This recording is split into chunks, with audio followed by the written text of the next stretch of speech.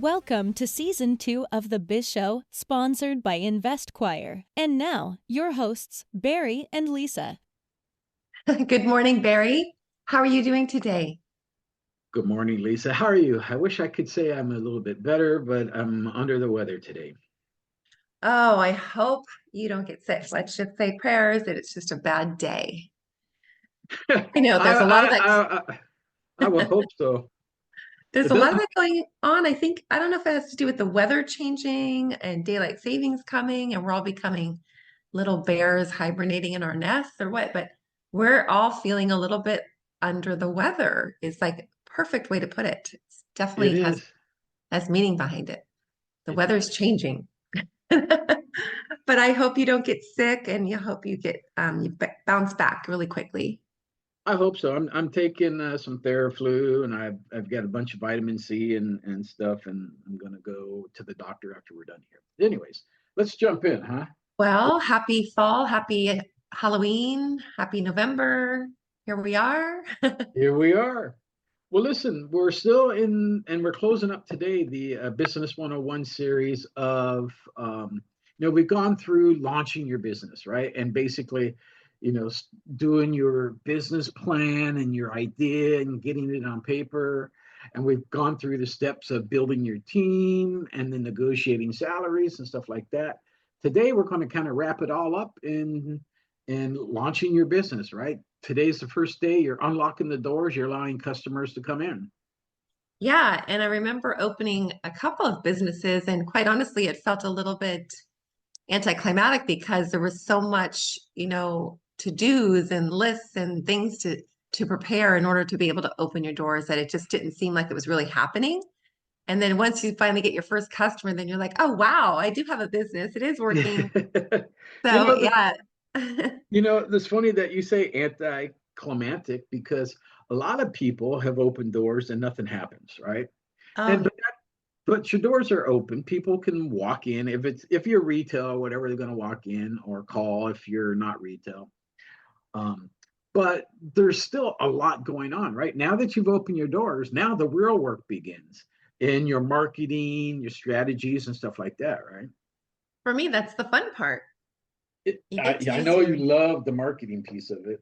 creative bone, right? You get to try new things and try different marketing strategies to help you get new clients. So that's the fun part. And not actually, talking to the clients and having the business and new people, meeting them and having the reward of selling whatever your product or service is just the fun part and the rewarding part of launching.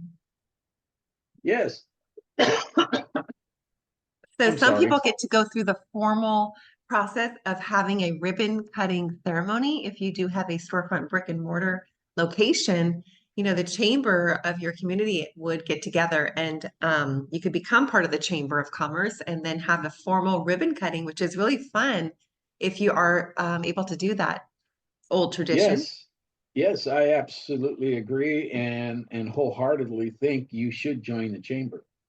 You know, Yeah. the, unlocking the doors and the first day of business can be anticlimactic, but it also can be a whirlwind in the sense that, maybe people are standing at your door waiting to get in because you get the Hopefully, best that's best great. widget, right? But Yeah, set your expectations middle of the road. right. If maybe you've already done some marketing and you've already got it out there that today's your opening and you've gone into maybe next door and you posted some messages there. Maybe you've gone to the patch, some local websites and media to kind of get exposure that, hey, we're opening today. I highly recommend that, Barry. That's such a great point because in real estate, we do coming soon listings to get the marketplace excited about the property. And so it's really a part of the process of marketing because you really want to stir up some interest and people don't know that your business is opening. So it's a great way to just, reach out and kind of see who your audience is and talk to people and, create that excitement. I think that's just a great point that you just made there. Definitely door knock, tell your surrounding businesses, call your, colleagues and everyone in your sphere and let them know. So it's all like little branches. Every time you tell somebody, they're going to tell somebody. That's the whole idea, right? Exactly. Honestly, on your first day, though, don't expect a lot, because people have their own agendas. Yeah, they'll come in eventually, but, the day you're opening might not, they might be working, who knows what.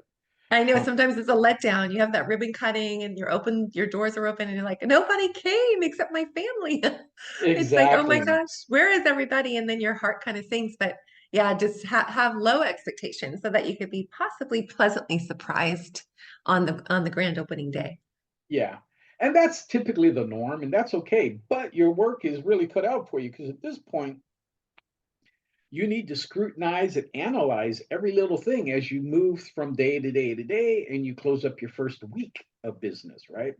Your Yeah, first so your first week surprises of happen. business, you're putting your marketing in place and stuff like that. You're establishing certain routines, reaching out to your clientele or customer base, and getting comfortable with the operational flow of that business, right? Right. You may have some kinks to work out or unexpected surprises that Exactly, counter. exactly. So, and the other thing is if you do have some sales, scrutinize those sales deeply, right? So take, for me, if it's, services and stuff like that, I run a P&L on almost every single client and every single sale to understand where the money's going. Am I right in my forecasting of, okay, look, I built a budget, I put a budget in place, this is my forecasted P&L. Am I living up to that? Do I need to adjust my numbers, right? So, and Right. we'll get to that a little bit later, but this is where you really got to have your eyes open and look at what's happening going on and make minor adjustments you might maybe major adjustments along the way, right? Maybe you got it wrong and you just realize that the first week in business. Yeah, that's excellent. Be tracking your numbers. Barry has been drilling that in since we started the podcast so that you can learn how to make more money on the services and products you're selling. Possibly your price too low and you could actually have an increase. So P&L, Exactly. let us know if you need help with that. Some people don't have the software for it, and we can do a P&L very easily for you. I was just talking to somebody the other day. They didn't even know what a P&L was, and they're a business owner. Aw. Do you make a profit? Do you have a loss? What does that look like? I won't even tell you what they thought it was because it's got nothing to do with business. I want to know now. I really want to know. I'll tell you offline. Okay. Um, all right. Goodness. So as you finish up your first week and your first couple weeks, you're going to roll into your first month. That's a critical point for you, right? You've finally got your first month down, You got your and data. Yeah. you've got data to work with, right? You got raw data. Now you got to kind of formulate that data into some type of a comprehensible format so that you can understand what you're looking at. And Yes. the thing is you should be tracking everything, right? You're tracking the leads that are coming in. How did you convert those leads? Your conversions and stuff like that. Analyze your market. Go back and look at your market. Again, take a look at your competition. See, have they made any adjustments because now you're new in the market? Do they even care that you're in the market? Maybe they do. Maybe they don't. Um, but bringing on new clients and fulfilling orders, that's a big thing, right? Maybe you are something like Amazon, right? So you've got a fulfillment of, you've got all these orders that have come in and now you got to ship them all out. So do you have all the processes in place and the workflow in place to make that happen? It's interesting you brought up Amazon because fulfilling orders is definitely could be a disappointment to clients if you're not able to fill their order or it has a delay. And I cannot recall one single time Amazon has, emailed me and said, we're out of your product and we're not shipping it. I have never had a failed order. Have you? Yeah, actually, we're having some the last couple of times. Tammy, some of her cosmetics and stuff like that that she's gotten, Oh my goodness. they're on back order. or we don't have it in stock right now, so it's your order's delayed, and we'll ship it Oh, as soon as we get it. gosh, that's not happened to me once. I just, when you said Amazon, I was thinking about that. I'm like, God, they always show up in the middle of the night They sometimes. But they do. You're right. That Yeah. that is rarity. Everything else we buy, I'm surprised. There's been a couple times where I've ordered something and I get it the same day. Yeah, incredible. Now, that was very prevalent during COVID. They were running out of everything, mostly home fitness gyms and whatnot. But yeah, Right. so yeah, keep your track record, really in a great status so that you can maintain the clients that you have gotten in your first month. So that's what Yeah. the is to maintain the clients and then add new ones. So definitely stay ahead of the curve with regards to fulfillment of orders or your customer service and make sure you have good employees on the forefront. Well, that's always important. The main thing is this: if you're tracking all this stuff, then you should be ready to pivot at any time that you need to pivot, right? And you Yeah. should always be thinking about, okay, if I do need to pivot, where am I pivoting to? you know, so on and so forth, which really takes us in now to the quarter, right? So you've gone through your first day, your first week, your first month, and now you're coming up to your first quarter. That's a telltale sign. And that's really one of the milestones that you want to hit, right? You know, um, this will give you a clear picture of your business's trajectory because now you've got 3 consecutive months that you're looking at in a quarter, right? And are you heading upwards? Are you heading downwards? Are you flat even? Those are all things that you need to be looking at, right? Yeah, you may feel like you're not even making money yet at that point because you're pouring back into the business. A lot of people get so excited about their productivity that they just end up, putting more money into the business and creating a better marketing strategy, or now they're buying, different products to add to their inventory. So that could be a time that you're actually, not seeing the profits yet, but still excited about the business and hoping to get to that break even and then get to that profitability point. So Exactly. And again, another good pivot point, right? Here, you can see what the actual sales are. Take a look at your business plan, take a look at your forecasted P&L again and see, are you on track? How did you do in your forecasting? Did you sandbag it and your sales are better, or did you overthink it or over forecast it and your sales are down from what you were expecting?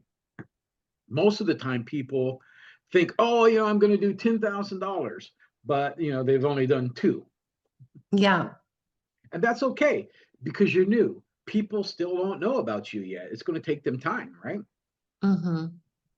So, Yes. but focus on building strong relationships. That's the key thing is keep marketing, keep building your customer base, right? Because that's going Word to be important. Yeah, word of mouth is everything. Absolutely. So it does take time. And they always say once you get through your first year, then you're probably going to be okay. But it's Yeah. that first half of the year where you're just grinding away. And if you're really seeing a lot of sales, then you're going to need to trend into, hiring, maybe hiring more team members, Well, right? definitely. And taking a look at your team members' needs, right? So, did you have all the tools and resources for them to get their job done? Yes, no, maybe. Those are key things, right?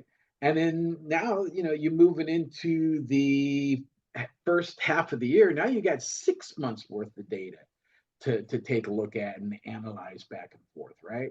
And this can really help you hone in and target your market, Mm-hmm. right? Um, Yeah, you're always wanting to evaluate your progress and kind of taking a step back and looking at the numbers instead of just, buried with your head down, working, working, working. Then you're kind of a slave to the company. You're not really enjoying the analysis of it, and where you can or should pivot. That's really crucial. I can't emphasize that enough. Barry has brought that to everyone's attention. Numbers, numbers, numbers, analyze, do your P&L. So first half of the year is a great time to take another step back and take a look. right. And you mentioned something too when we were talking about the quarter, and you're saying it holds true to the first 6 months. People may invest additional monies into the business, right? Mhm. because they realize they need new resources, different staff, whatever the case might be. That's fine.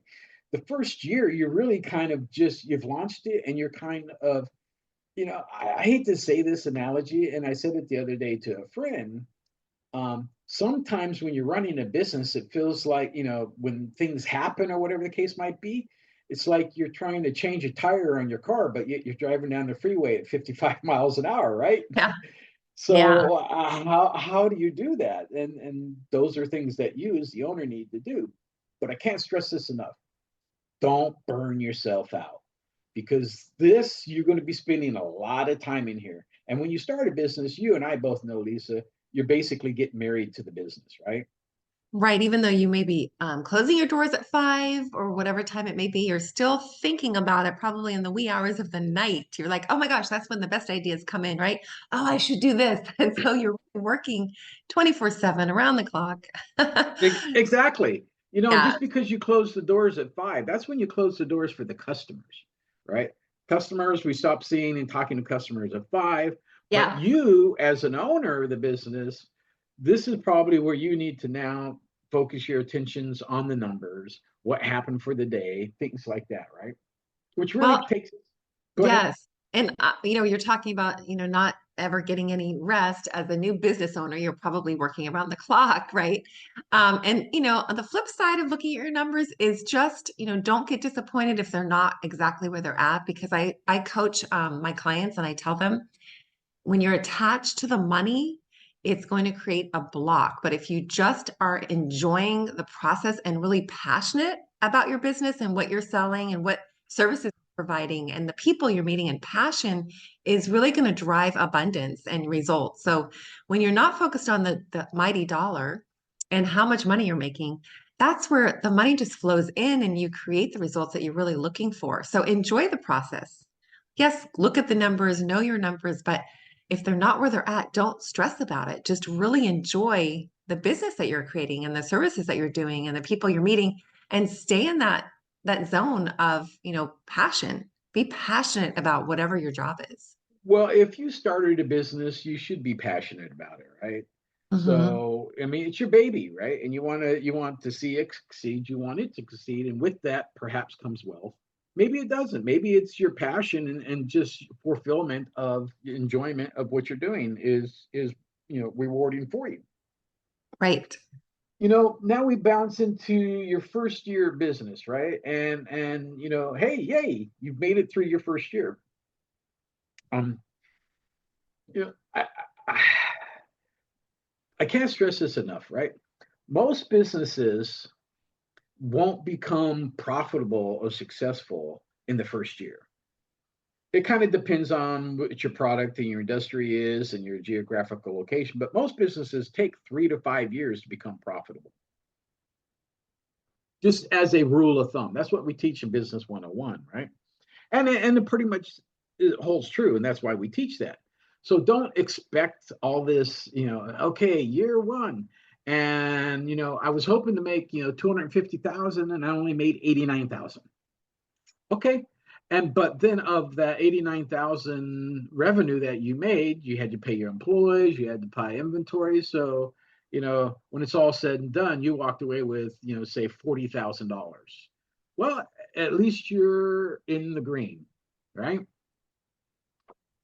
And but now you have a good launch point and a starting point for year two. So Yes. so don't get discouraged. It takes time. You can't this doesn't happen overnight. Yeah. And they could actually be exceeding their goals. So there's just the mindset of having lower expectations and being pleasantly surprised. We always say that in a lot of different circumstances. So this would be definitely one of them. And just perseverance pays off. I can't tell business owners that enough, or salespeople that enough. You may be, putting in a lot of effort and time and money into one area, but you may be getting the results in a separate area of the business. So just keep at it. What you're doing is really going to pay off, and just give it the time that it takes, I think is what Barry is trying to say here. It could take a couple months, it could take a couple of years, but like I mentioned earlier, if you're passionate about it, it's going to pay off in one way or another. So just take a look at the strategies you're doing, implement new ones if you need to. It's always good to do a trial and error when it comes to marketing. Maybe expanding out to an audience that you didn't think would be interested, right? It's always good to try new strategies out just to You know, see when you try something, if it fails or if it works. And then you could really analyze your data and analyze your audience and analyze the things that you're doing in the business. that's you just said something that's gold. And try a new audience, right?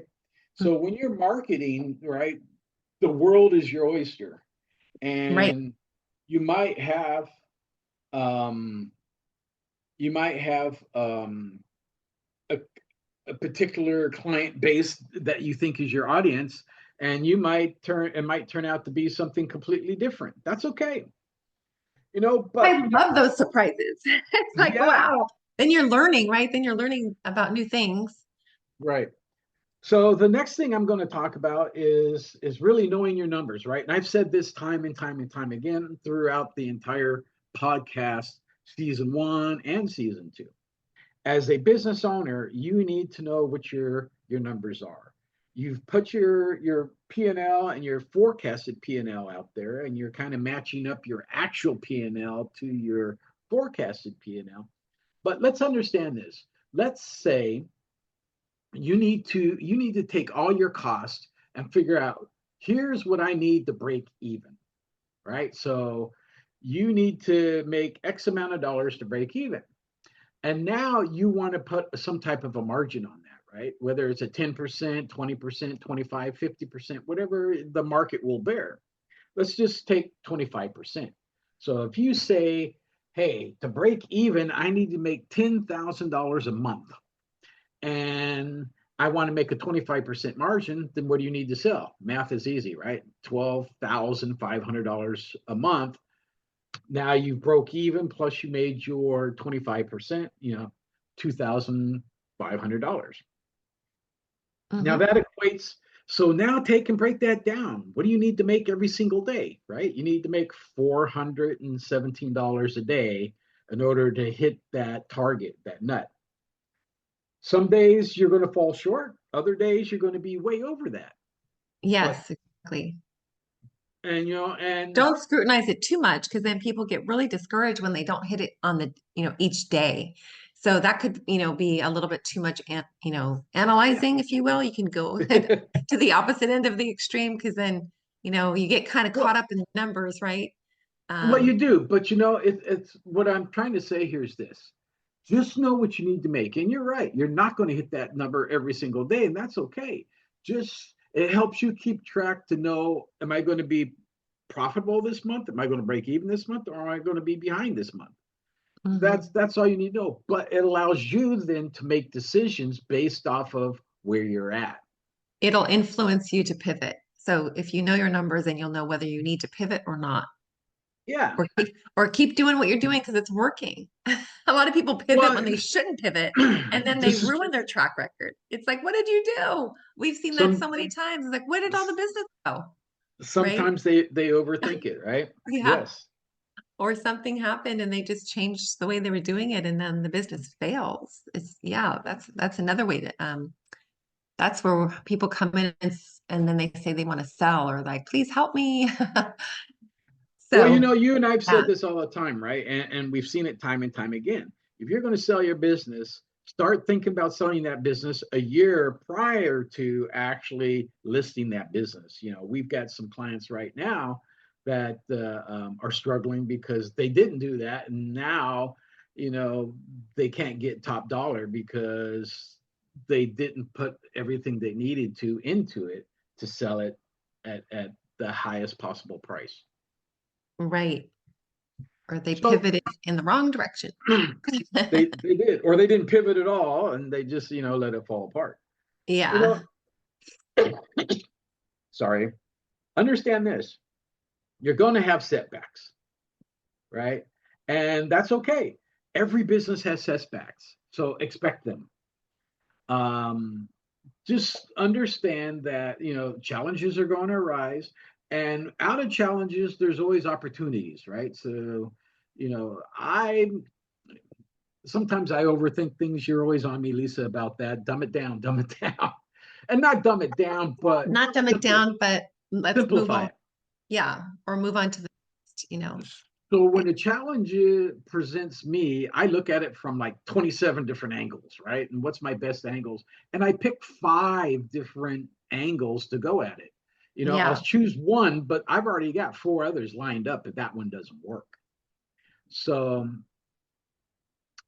just understand that you're going to have setbacks. Maybe some of your employees are going to quit because they realize I don't like this position. I don't like you as a manager or an owner, whatever the case might be. That's okay. I Not think, everybody gets along with everybody. yeah. And I think this is where some productivity or business coaching kind of comes in. So if you could create a budget for that, it would really be helpful to have a coach that is coaching you in business. And that is a definite area that, people go to therapists for marriage problems, but you definitely need a coach for business. And this is Yes. why, because you get in a rut or you get in this, negative mindset. And with negative mindset attracts negative business. So we want you to stay positive and have the right mindset and be able to open up the gateways in your creative mind to explore, different strategies and options in order to keep your business afloat and keep it in a profitable state and the sky's the limit with anything that you do. So I think business coaching really comes in handy when you kind of get in that rut in your business, right? You have to You're right. constantly Absolutely. be growing. I think, yeah, Barry's saying, continue to grow, continue to keep your mind, active in, how you're thinking and approaching the business. We all become robots, in our daily habits. And so it's really good to flex a new strategy, a new tool that you may not possess. So coaching really puts that in. And I can't stress it enough because, we go to church to become more spiritual. We go to a therapist to become better, partners for our relationships. And you really need to have a coach and guidance in how to become more productive in your business. So I love coaching because I love seeing people's success and I love being able to affect that. We both do. And I talked about, seeing the light bulb come on in people's head and stuff like that. It's a big reward. And we Yeah. do at InvestQuire, we do coaching. Just reach out to us, and Lisa or myself can help you based off of what your needs might be. Um, that said, I've said this before, everybody needs a mentor, right? Even Bill Gates has a mentor. So does Warren Buffett. They all had mentors to help them. Warren Buffett, he's on the top side now, so there's probably not too many people who can be mentors to him because there's not many left. But that said, everybody has a mentor. Jeff Bezos has a mentor, right? These are people that can help them, not necessarily maybe guide them in certain things because they're more of a matter expert than they are. Yes, but also bounce ideas off of, right? So, hey, I do need to make a pivot. How can I best pivot? And you and your mentor can sit down and take a look at your options and directions for you to go. So, Lisa, you definitely keyed in on something there on the coaching and mentoring and stuff like that. It's critical. Everybody should have one. And Well, in we would business, go, it's definitely a necessity. So if you want, yes, if you're thinking, well, I'm pouring all this money into marketing. Well, maybe you need to pour it into yourself because you're the foundation of the company. So maybe you need a tune up. We've always used a car as an analogy. We take our cars in to run better, but we never actually try to change the way we're running. And maybe that's where the problem exists sometimes when people don't understand why, their business isn't thriving. And it's really from the foundation. I can't say that enough. And people don't understand that there are those resources out there that could really unleash a whole amount of potential that you could be having with your business. So I mean, if you want to discuss that more over a phone call, reach out to us or, send us a note on Facebook or the Biz Show, and we can definitely explore that. And I really think that there's opportunity for growth when you do have a coach because I'm seeing it no, every day. I'm seeing it in my yes, coach clients. I'm seeing it in the people that I interact with every single day. They're like, doing business now when they weren't before they met me. So I yeah. can't say that enough. I just Well, feel you, like it's just such a great thing to have in your in your circle. I have a coach yeah, and yeah.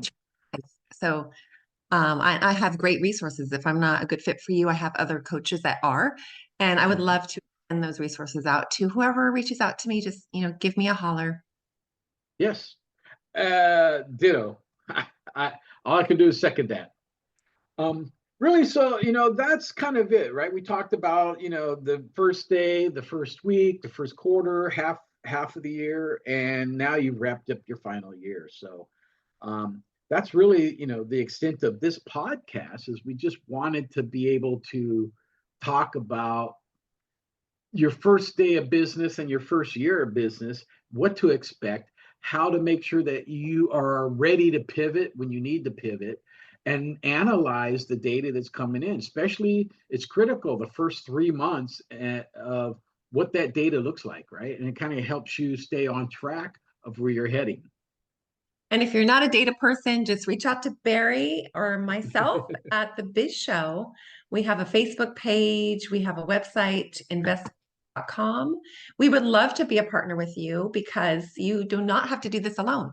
It takes a team sometimes to become successful and to reach your goals. So cannot emphasize enough. You're not alone in this, even though we may not be doing the exact industry that you're in. We do have the skill and the expertise to guide you. Yes, exactly. All right, everybody. Well, thank you so much for tuning in today. We really appreciate you guys. Don't forget to hit that subscribe button, right? So, we have a lot of listeners out there, but we don't have a whole lot of people who subscribe to us. And We that need seems you. we We need do. everyone to be successful, right, Barry? So we're asking you to help us be successful too. Exactly. All right, Well, thank guys, you guys. you guys have a great day, and we will chat with you next week. Talk to you next week. Bye.